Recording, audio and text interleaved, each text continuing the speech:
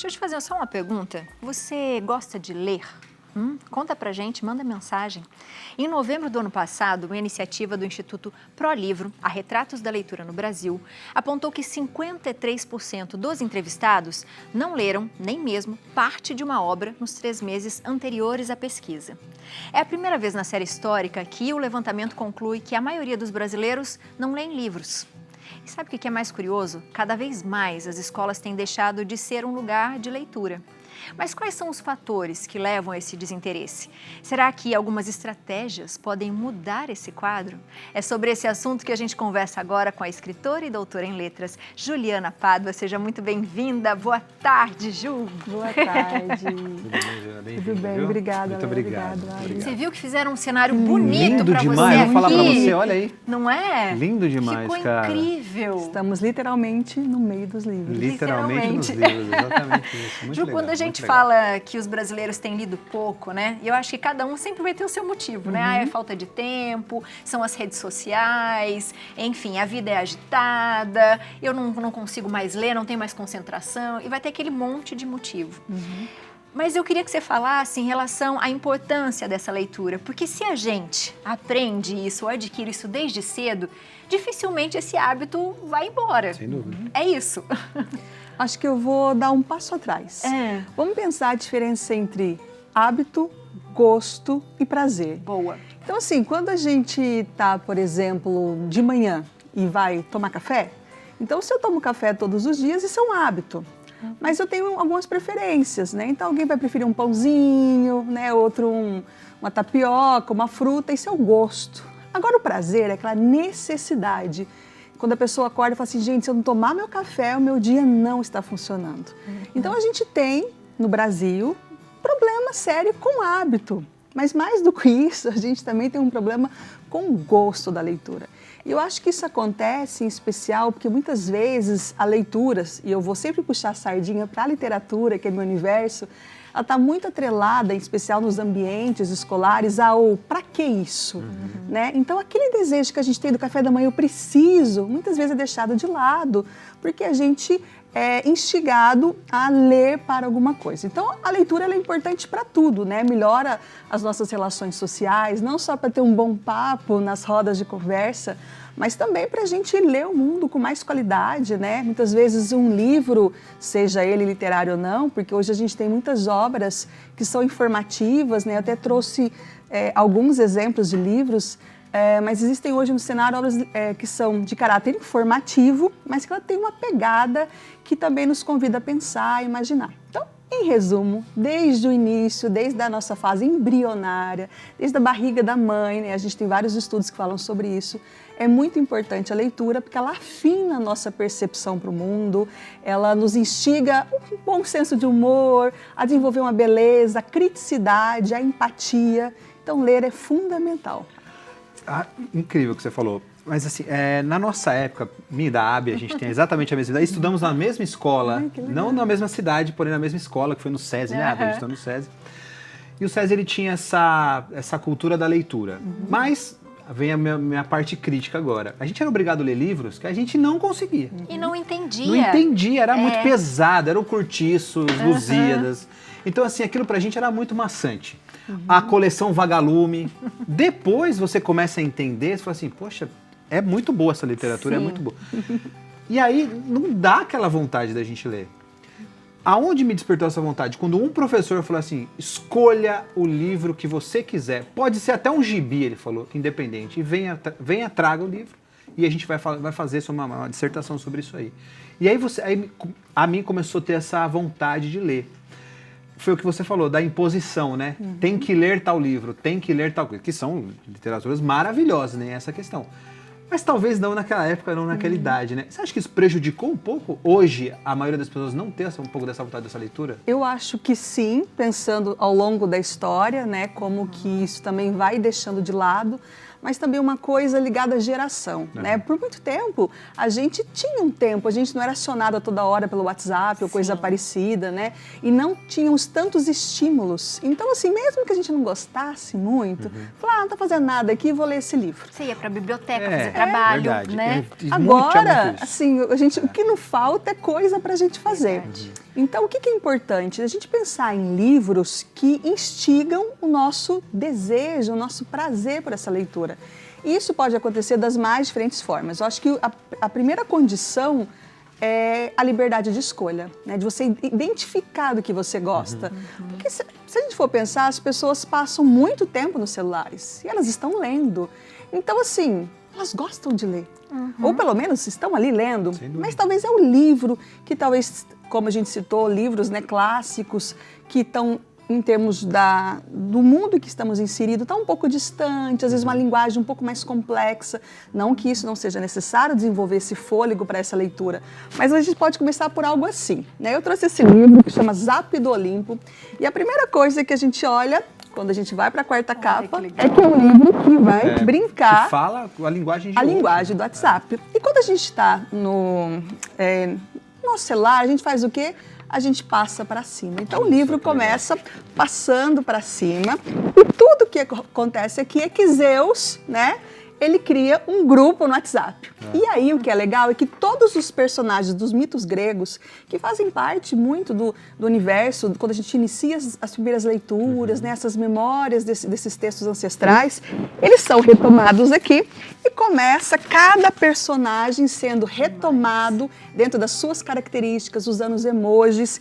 E o livro nos convida também a sair desse universo e fazer conexão, por exemplo, com pintura, com entrevista. Então, esse aspecto dinâmico de livros assim, isso instiga mais. Então, eu acho que o primeiro lugar vamos às livrarias, às bibliotecas, às feiras, aonde tiver livro, e vamos identificar o que a gente gosta. Muitas das vezes, a pessoa ela prefere um livro que não tem palavra. E nem por isso, a gente vai chamar de livro-imagem, e nem por isso ele é menor ou mais fácil, ou vai preferir um livro para criança e falar assim, mas eu sou adulto. Mas às vezes aquele texto, com pouco texto verbal, mas bastante ilustração, pode convocar também a pensar em coisas muito, muito essenciais. Tem um livro muito legal que eu não trouxe, que chama Aporofobia, que é um livro do... esqueci agora. De um casal muito, muito bacana que faz literatura infantil. Esse livro também, em parceria com o Júlio Lancelotti, fala das pessoas que têm aversão, né, as pessoas pobres. E é um livro, assim, bem miudinho, com pouco texto verbal, mas abre uma discussão essencial. Então, eu acho que é um pouco disso. Vamos escolher o que ler, né? Acho que é importante isso, né? E aí você falou da escola, né? Qual que é o papel da escola nisso tudo? Porque quando você fala de um livro como esse, né? Ele instiga a pesquisa. E quando você pesquisa, você está lendo outras coisas, né? Na escola, qual que é a ligação disso tudo? Qual que é a importância? Qual que é o papel dela nesse gosto pela leitura? Eu acho que a escola é um lugar fundamental para a apresentação, em primeiro lugar, porque muitas vezes a gente tem famílias que não são leitoras, né, ou que às vezes, em razão também da situação econômica, o livro é um objeto caro no nosso país, não tem essa condição. Então a escola é o lugar da oferta, da apresentação, esse é o primeiro ponto. Mas eu acho que o mais importante é que a escola é o lugar da troca. E que, infelizmente, às vezes a gente, muito pautado pelo relógio, a aula tem 40 e tantos minutos e temos que correr e o conteúdo, a gente abre mão das conversas. Porque, às vezes, enquanto leitor, eu não tenho, assim, eu vou chamar de fôlego, né? Eu leio o livro lá, mas parece que não foi. E aí, nessa roda de conversa, alguém falou alguma coisa sobre o livro, eu falo, opa, eu não percebi dessa forma. E aí, isso vai instigando. Eu acho, então, que além de apresentar uma coisa importantíssima da escola, é a mediação de leitura, a troca de informações e o instigar. Você gostou desse livro? Então, eu vou te apresentar mais outro, e mais outro, e mais outro. E aí, a gente vai seguindo. Eu acho incrível essa cultura do ler, né? Eu ainda leio muito ainda, assim, foi o que você falou, eu queria poder ler mais, porque a gente se distrai mesmo hoje é muito complexo. Eu falei na abertura do programa que em casa eu tenho um esquema, eu tenho 2 bebês e a gente não gosta que elas fiquem vendo a gente no celular. A gente esconde delas. Esconde dela com um livro na frente. A gente põe um livro na frente e fica com o celular aqui assim, sabe? Elas veem que a gente tá com um livro e não tá com o celular. E elas gostam bastante. A gente pega um livro na mão, elas já vão correndo atrás e querem saber o que a gente tá vendo, o que a gente tá lendo, né? Esse estímulo também de bebê é importante também. Né? E eu indico um livro. Opa, manda. Olha. Pensei, trouxe um livro para os jovens, para os bebês, para as crianças pequenas e para os adultos. Esse livro se chama Lagarta Muito Comilona e foi pensado nas crianças pequenas, porque essa lagarta é tão comilona, mas tão comilona, que ela acaba comendo as frutas da página. E vocês notem que esses buraquinhos aqui são para o dedinho, né, da criança bem pequena.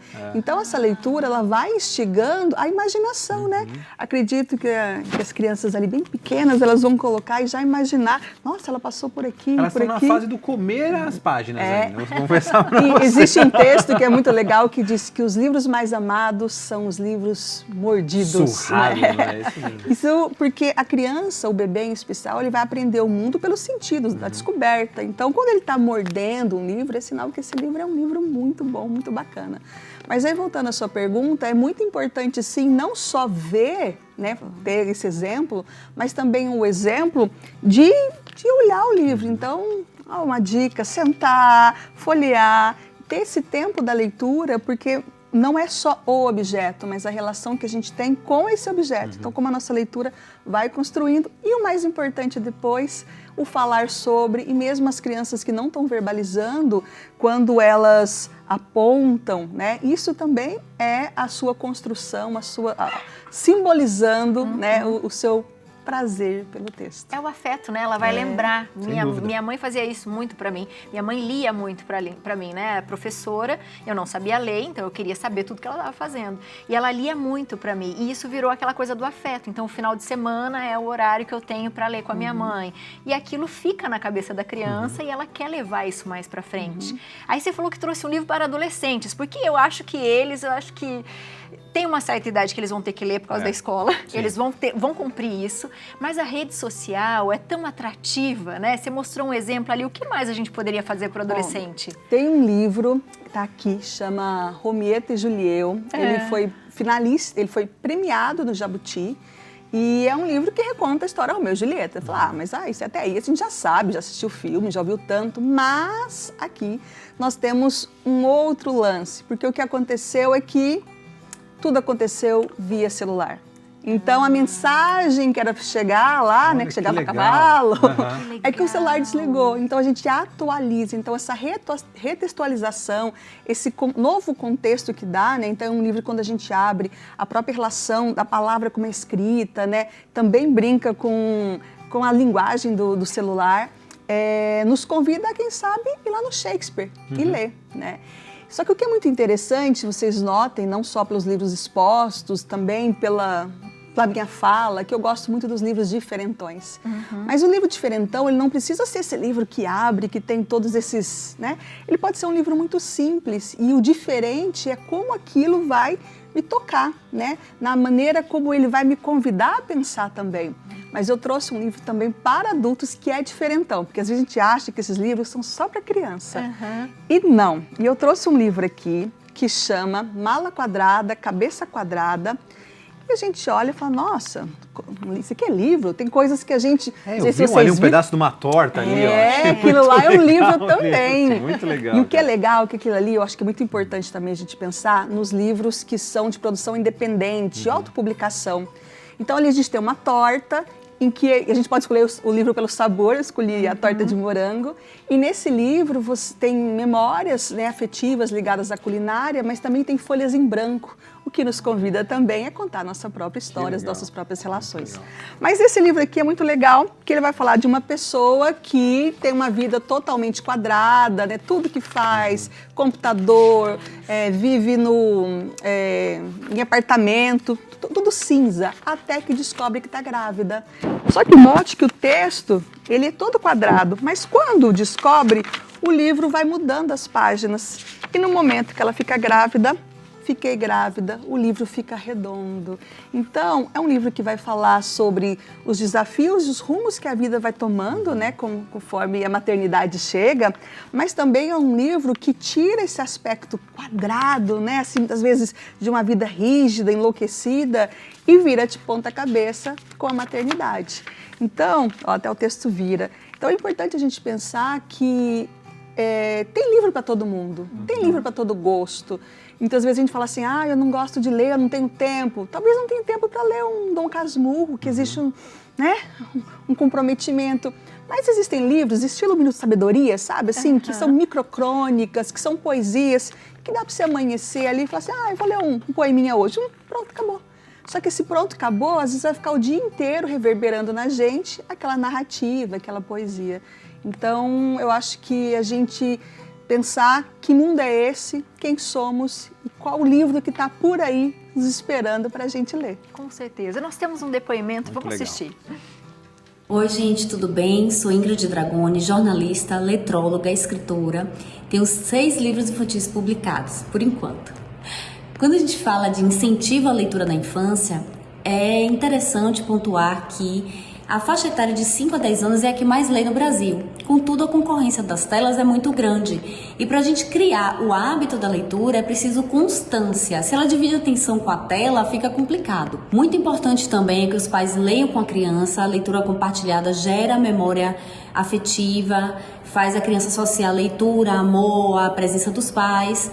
Que os pais também leiam para a criança e leiam na frente da criança. Porque o conselho é ótimo, mas o exemplo arrasta, né? O incentivo à leitura é muito importante porque ajuda a criança em vários aspectos. Desenvolvimento da oralidade, desenvolvimento da escrita, estímulo à imaginação, à criatividade, faz a criança entender melhor o mundo ao seu redor, entender mais a si mesma. A arte desestressa e incentiva a criança também a se expressar, a se colocar no mundo também. Espero ter contribuído com vocês. Quem quiser saber um pouco mais sobre o meu trabalho, basta acessar o Instagram, @IngridDragoni. Obrigada pelo convite. Como explicar a queda preocupante no percentual de leitores que revelou a 6ª edição da pesquisa Retratos da Leitura no Brasil?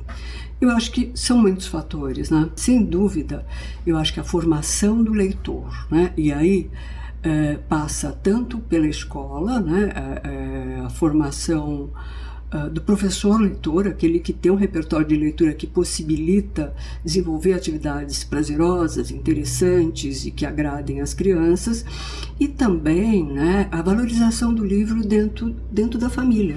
Aquela família que lê para os seus filhos, que presenteia com os livros. A gente viu pela pesquisa que a gente tem um percentual maior de leitores entre aqueles que dizem que os pais liam para eles, que eram presenteados com livros. Então, sem dúvida, a família tem um papel muito importante, né? E hoje, como a gente tem uma grande atração nas redes sociais, na internet, o desafio fica muito maior, né? A gente verificou pela pesquisa que em todas as faixas etárias o uso do tempo livre é principalmente nas telas. Hoje, compartilhar experiências é muito importante. Eu acho que é Muito importante, bom. né? E quem lê, é o que a gente estava falando para ela agora, é tão gostoso de te ouvir. E quem lê tem isso, né? Além de levar, né? De a gente se transportar para lugares que a gente, de repente, não conseguiria ir, né? Não que não seja impossível, mas naquele momento talvez não. A gente consegue conversar. E o diálogo é algo que tem faltado mais, também está mais ausente na nossa Você vida. não se limita a coisas, né? Você abre muito a Exato. sua cabeça. Acho que Muito. quem lê te leva a vários lugares, né? E tem isso, né? O diálogo, sim. cada um tem uma ideia, a pessoa sabe conversar e ela não tem vergonha de se expressar porque aquilo está dentro dela. Isso tudo vale muito a pena, né? E a gente pensar que o mais importante não é a quantidade. Infelizmente, os nossos números, 2 livros por pessoa é muito pouco, né? Mas a gente tem que pensar também, talvez, queremos números maiores, como a Finlândia, talvez, mas que a gente queira principalmente uma experiência leitora, uma experiência que atravesse, que a gente sempre retome aquele livro e diga mais e mais, porque é como se ele não se esgotasse. por causa do quanto ele nos reverbera, o quanto ele nos atravessa, né? Eu acho que isso é muito importante. E lembrei o nome dos autores.